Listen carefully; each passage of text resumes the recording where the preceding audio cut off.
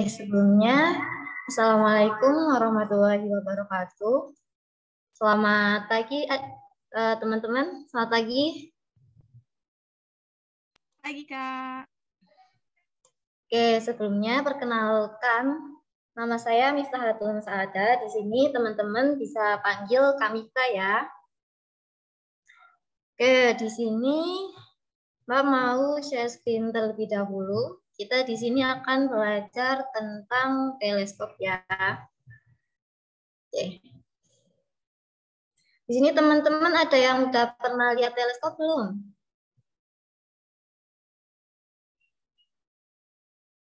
Ada yang udah pernah lihat? Belum. Belum pernah.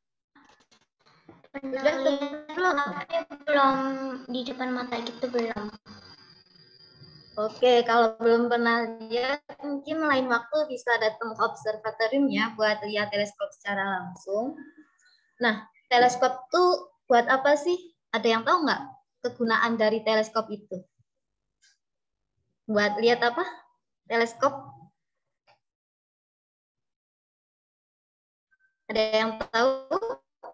Untuk melihat benda yang ada di luar angkasa. Iya, betul sekali. Digunakan untuk melihat benda-benda yang ada di langit. Jadi kalau misalnya ya adik-adik kalau melihat pas malam hari nih ya, kalau melihat ke langit kan itu kayak kelihatan bintang semua kan. Padahal di situ ada planet seperti Venus, Jupiter, Saturnus. Nah kalau melihat pakai mata itu kan nggak terlalu jelas. Nah kalau adik-adik melihat pakai teleskop itu bakal terlihat jelas gitu ya. Itu untuk pengertian teleskop. Nah, selanjutnya bagian-bagian dari teleskop. Itu yang pertama ada lensa objektif. Ini bagian depan lensa objektif itu lensa yang mengarah ke objeknya. Kayak kalau misal kita lagi mengamati matahari, berarti bagian lensa objektif ini dia diarahkan ke matahari ya. Nah, selanjutnya ini bagian yang panjang ini merupakan tabung dari teleskop. Oke. Nah, untuk bagian belakang, ini ada namanya lensa okuler. Lensa okuler itu lensa tempat di mana kita melihat benda yang kita amati. Nah, di bagian atas ini ada tabung kecil. Ini namanya finder. Finder itu teleskop kecil untuk membidik objek yang akan kita lihat. Nah, di bagian ini ada mounting. Mounting itu dudukan untuk teleskopnya. Nah, untuk bagian bawah, ini ada tripod atau kaki dari teleskop untuk mendirikan teleskopnya. Oke. Selanjutnya, ada jenis-jenis teleskop berdasarkan optiknya. Jadi jenis teleskop itu dibagi menjadi 3 jenis berdasarkan optiknya. Yang pertama teleskop refraktor,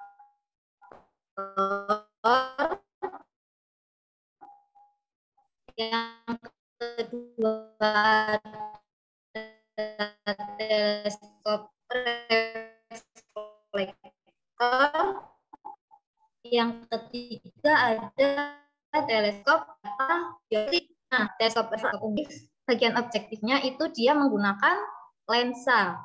Di sini ada yang tahu lensa enggak? Lensa.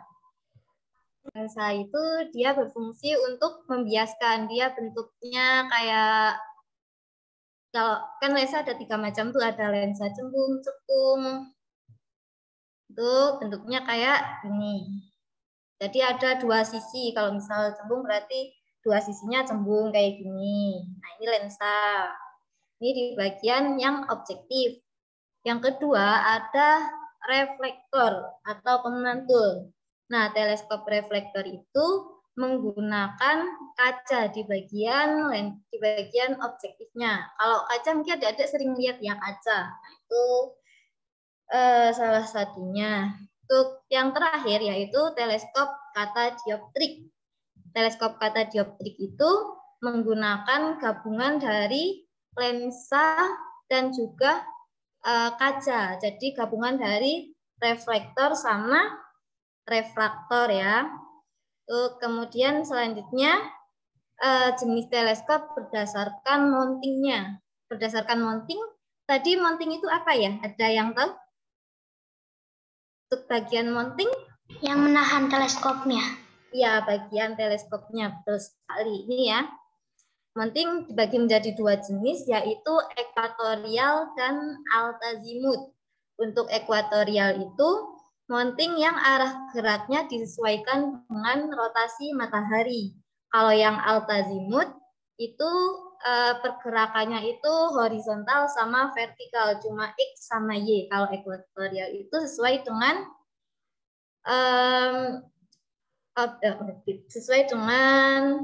apa ya, rotasinya bumi. Nah, mungkin teman-teman bisa melihat di bagian belakang Pak ini, kelihatan nggak? Teman-teman bisa lihat bagian belakang? Kelihatan. Kelihatan.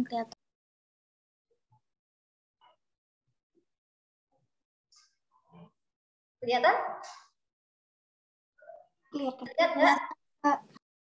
Oke, jadi di sini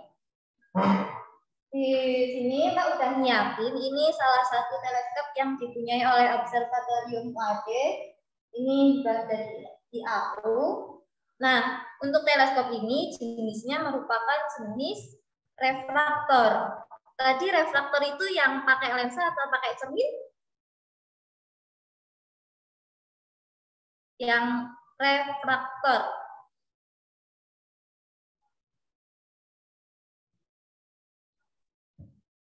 Cermin atau lensa?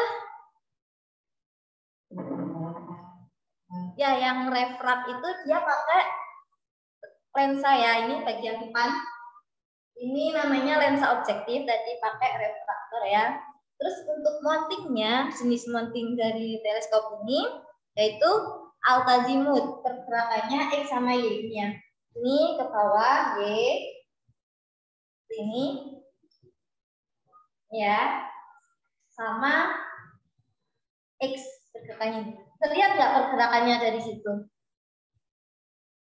Terlihat pergerakannya? Kelihatan. Kak. Ya. Oke, mungkin karena ini di observatorium sedang cerah, terlihat objek mataharinya, jadi langsung pindah ke Mas Lukman ya. Nanti dilanjutkan nanti. Oke, Kak, baik. Karena di observatorium udah kelihatan ya, teman-teman, kita alihkan ke observasi matahari. Baik, Mas Lukman, sudah siap? Ya, Mbak Cinta, siap.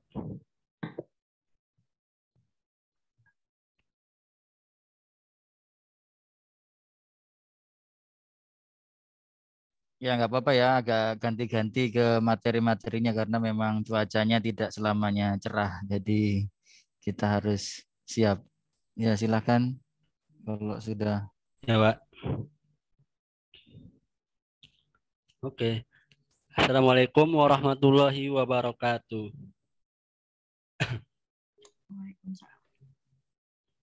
Seperti yang telah disampaikan tadi, bahwa hari ini kita akan mengamati matahari. Nah, di sini matahari sudah terlihat. Dan alat yang kita gunakan untuk mengamati matahari yaitu teleskop robotik. Teleskop ini berjenis teleskop refraktor dengan mounting ekuatorial. Terlihat matahari masih tertutup awan karena langit Jogja mendung. Oke, sambil nunggu mataharinya terlihat. Matahari merupakan bola gas raksasa yang memiliki suhu yang sangat panas, yang memiliki jarak dari matahari ke bumi sekitar 150 juta kilometer. Coba bisa dibayangkan sekarang. Tadi Mas lihat, oh ya, jarak dari Jogja ke sekolah itu sekitar 560 km yang bisa ditempuh dalam waktu 8 jam, 8,5 jam. Nah, sekarang coba kita ganti. jaraknya diganti, sekarang ganti 150 juta kilometer diganti. Tadi kan misalnya jarak sekolahnya, saya jarak dari Jogja ke Jakarta adalah 560 kilometer kurang lebih jaraknya. Nah, sekarang kita ganti jarak dari Jakarta ke Indonesia ke Jogja itu 150 juta kilometer. Perjalanan yang akan kita tempuh selama 170 tahun. Selanjutnya, tapi dengan jarak yang jauh itu, kita mendapat keuntungan, yaitu sinar matahari yang kita rasakan yang nyampe ke bumi, yang di tubuh kita itu tidak terlalu panas. Tidak terlalu panas karena suhu matahari itu sendiri itu sekitar 5.800 Celcius. Bisa dibandingkan kalau suhu kompor rumah tangga yang biasa dipakai buat masak itu sekitar 1.500 Celcius. Itu bisa dibayangkan. Suhu matahari itu 5.800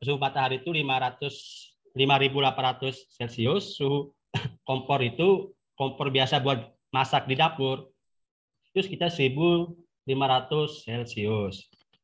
Oke. Mataharinya masih belum terlihat, di sini masih berawan. Selanjutnya, nah,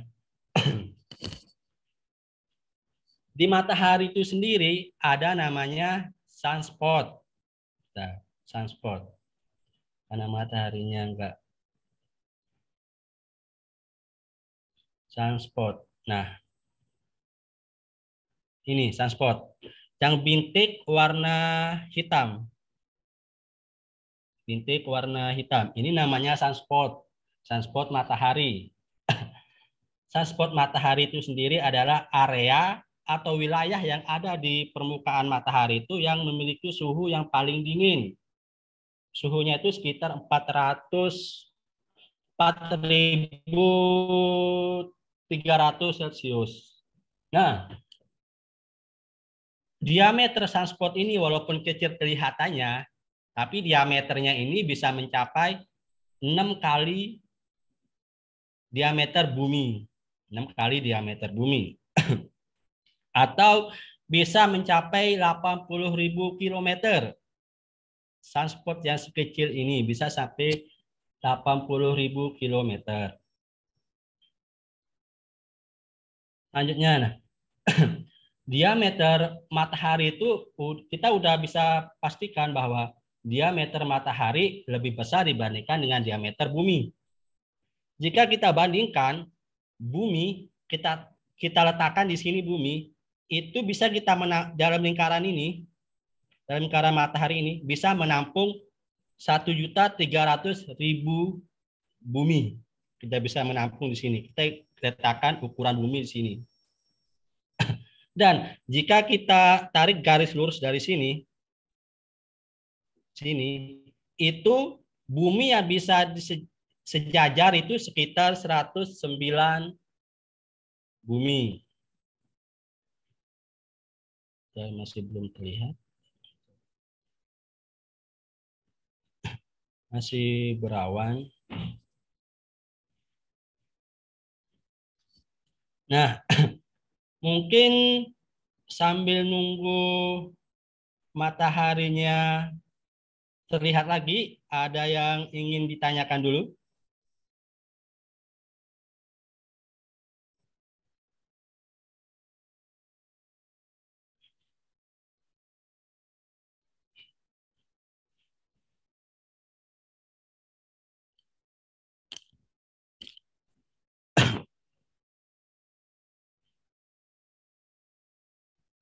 Iya.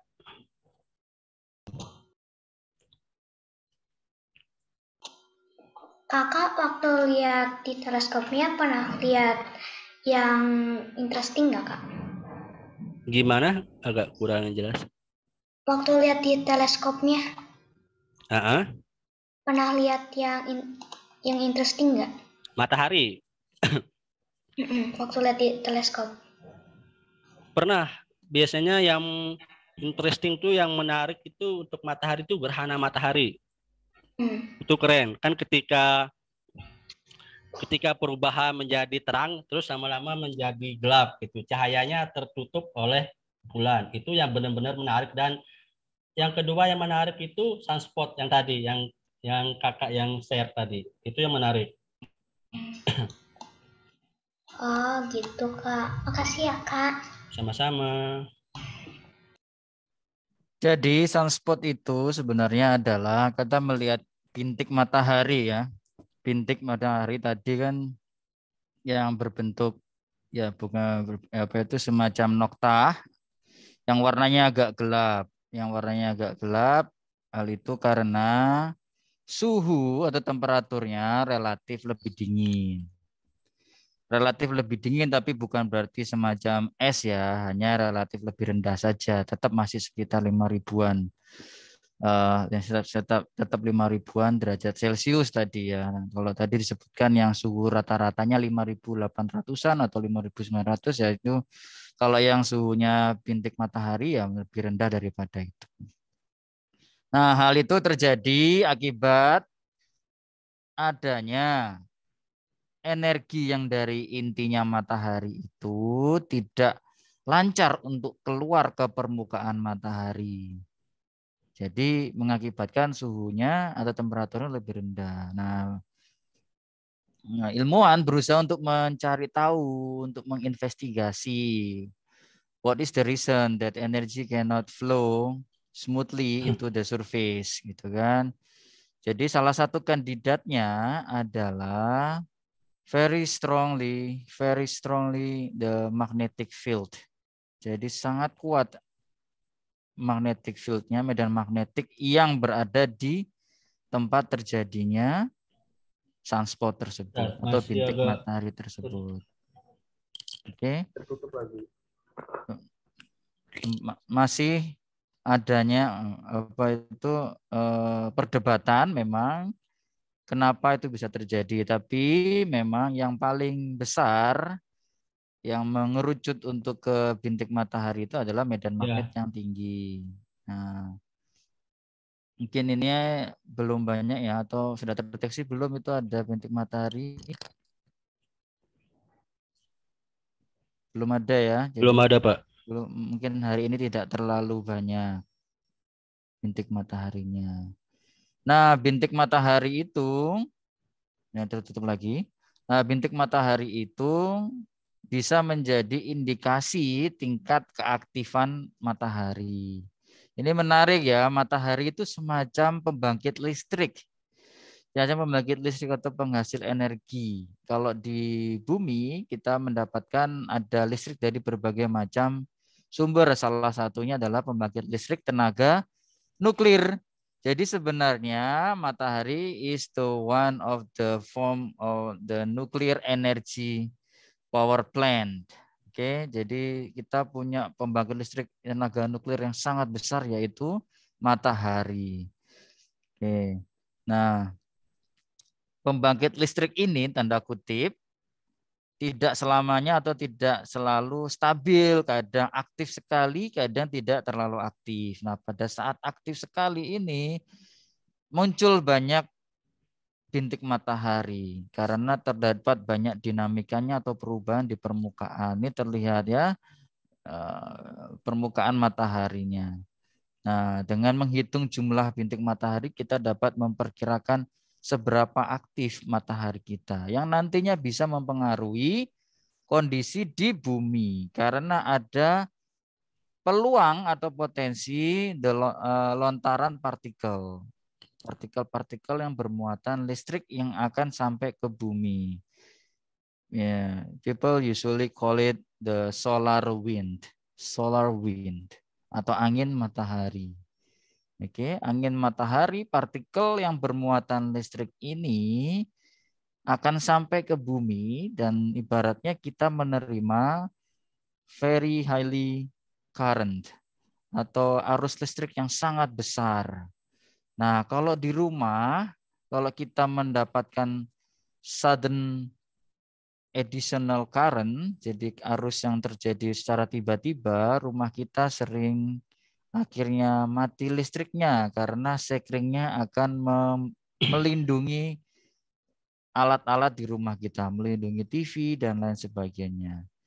Nah, itu yang membuat gangguan nantinya pada saat ada partikel dari matahari masuk ke bumi, itu bisa jadi akan mengakibatkan kerusakan di satelit, di pembangkit listrik di daerah kutub dan lain-lainnya. Jadi, it is very important to observe the sun and also have the knowledge how to forecast atau untuk meramalkan the solar weather atau the space weather for precisely atau cuaca antariksa. Jadi bukan seperti BMKG yang forecast, yang memperkirakan the weather, the climate, tapi kita di sini akan memperkirakan bagaimana cuaca antariksa atau space weather.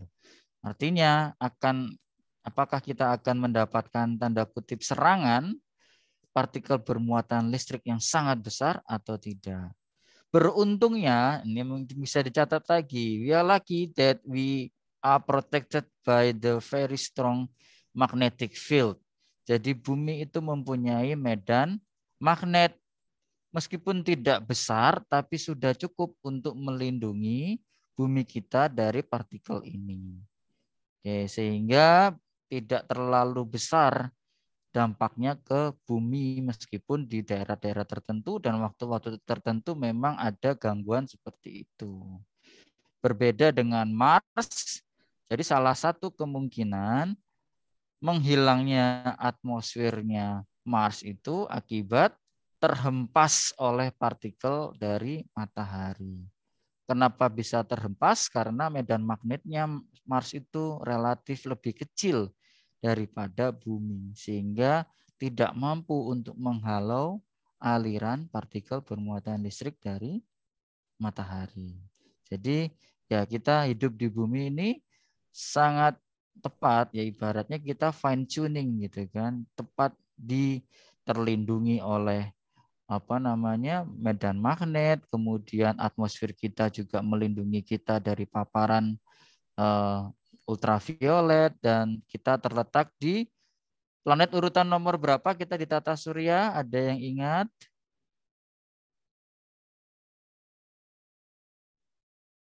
Oh. Berapa? Siapa ya yang raise hand? Ada Alisa ya? Enggak salah. Nomor urutan ke berapa? 7. Bumi urutan ke-7. Oke, ada yang lain? Bapak ada pendapat bumi itu urutan ke berapa di sistem tata surya? Aku Ada tahu. matahari. Ya, siapa? Dalin.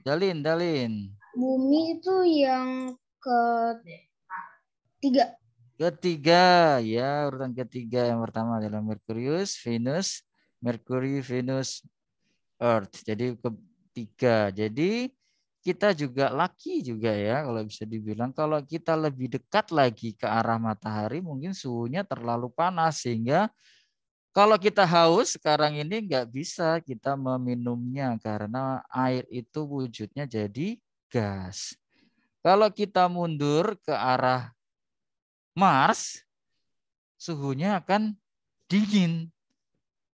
Wah, itu juga agak susah karena kalau kita ingin minum wujudnya berbentuk es. Nah, kita itu tepat ya. Kita itu tepat di sini karena kalau kita temukan air wujudnya berbentuk cair. Jadi itu kisah-kisahnya bumi dan matahari. Silakan Kak Lukman untuk meneruskan, mungkin bisa melihatkan teleskopnya dan bagaimana ada yang mungkin tanya-tanya lagi. Oh iya, ini terima kasih Bapak. Ya, ini mataharinya sudah terlihat. Ini masih terlihat dan terlihat matahari itu berwarna putih. Ini diakibatkan karena filter matahari. Karena jika kita mengamati matahari menggunakan teleskop tanpa menggunakan filter matahari atau pengaman, itu sangat bahaya dan bisa mengakibatkan paling parah adalah kebutaan. Sini terlihat. Dan ada yang ingin ditanyakan tentang matahari?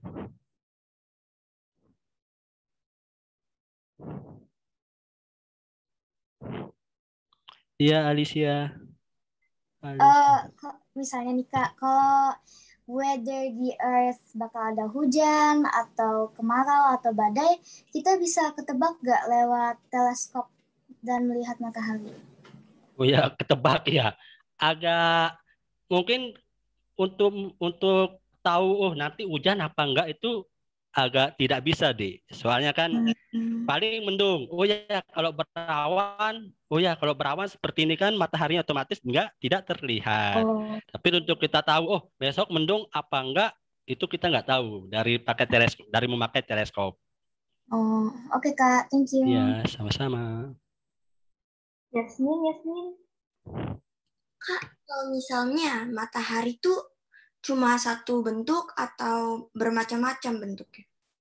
Satu bentuk lingkaran, kan tadi sudah dijelasin bola gas.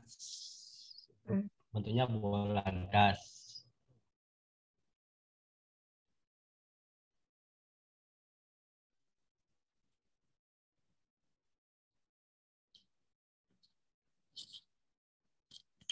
Gimana Yasmin? Sudah tahu? Sudah. Ada yang lain lagi yang mau tanya nih tentang observasinya? Teleskopnya ini, apakah muncul di layar kalian nih gambar teleskopnya? Teleskop yang digunakan sekarang? Muncul nggak? Muncul, Kak. Nah, itu kalian bisa lihat tuh di teleskopnya di bagian ujung. Itu ada namanya filter matahari. Jadi teleskopnya ditambah dengan filter matahari. Ya mungkin di highlight tuh udah oke, udah dipin ya, udah kelihatan ya. Mungkin karena ini udah mendung lagi, kita kembali ke workshop lagi ke Kak Miftah. Halo Kak Miftah. Halo Kak Cinta. Ya, kita ganti lagi ya. Nanti kalau misalnya masih ini, kita bakal ngeliatin matahari lagi. Oke, Mbak lanjutkan tadi yang sempat tertunda. Tinggal sedikit lagi kok. Bentar. Nah, tadi sampai ini ya, jenis teleskop berdasarkan mounting sama nih. Oke, kita ingat-ingat lagi ya. Ini tadi teleskop apa? Kalau berdasarkan optik termasuk jenis teleskop apa? Refraktor. Ya, refraktor. Kalau berdasarkan mounting, tadi jenis apa namanya? Ayo, itu jenis apa? Itu ada dua jenis. Apa itu tadi berdasarkan mountingnya? Ekuatorial atau altazimut?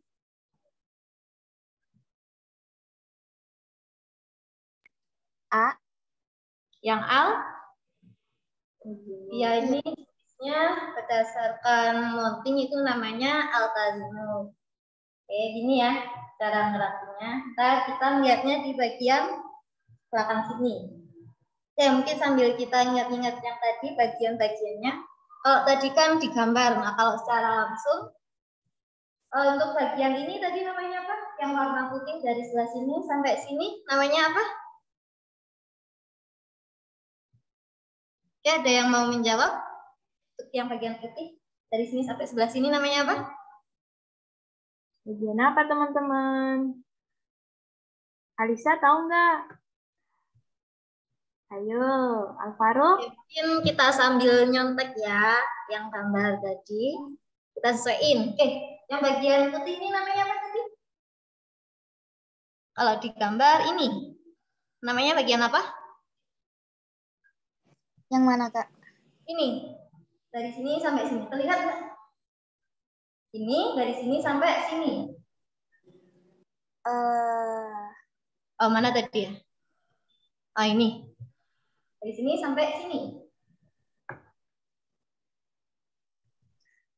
Ayo, apa Alisa itu?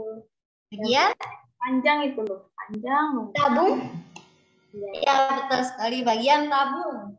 Kalau yang di depan sini namanya, kita geser. Nah, bagian depan Lensa objektif. betul sekali lensa dulu ini ya. Terlihat dalamnya seperti ini. Ini bagian lensa objektif. Oke, kita ke bagian belakang. Ini namanya apa? Lensa okuler. Ya betul sekali, lensa okuler. Oh, ini bukan lensa okuler, tapi nanti ada lensa terus dipasang ke sini tuh lensa okuler ya. Anggap aja ini lensa okuler. Terus bagian ini yang untuk muter ini namanya bagian apa? Mounting. Mounting ya, betul sekali. Untuk bagian ini, oh tak kelihatan ya. Nah, bagian ini yang di bawah? Tripod. Oke, tripod. Nah, mungkin itu untuk penjelasan tentang teleskop sama bagian-bagiannya ya. Udah jelas belum teman-teman? Sudah jelas. Oke, ada pertanyaan tidak terkait teleskop?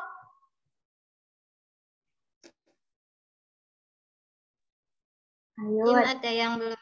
Gimana? ada yang bertanya nggak nih tentang teleskop? Nanti kita ngamatin objek apa, Kak? Gitu. Oh, ini Alisa nih. Ya, Alisa, silahkan Alisa. Kak, aku mau tanya tentang yang lain, nggak apa-apa nggak, Kak? Oh, boleh, mau tanya tentang apa? Kalau misalnya tentang Virgo atau Capricorn, Leo, Rasi itu bintang. benar nggak, Pak? Benar nggak, Kak? Oh, kalau misal kita lihat ya, kalau malam hari, itu kan ada banyak sekali bintang toh. Nah, dari sekian banyak itu bintang, kita bisa menarik garis khayal, itu nanti akan membentuk sebuah rasi. Jadi seperti rasi Capricorn, rasi Virgo, Taurus, itu di langit itu ada. Cuman karena garis-garisnya nggak terlihat, itu jadi kayak cuma kelihatan bintang aja gitu.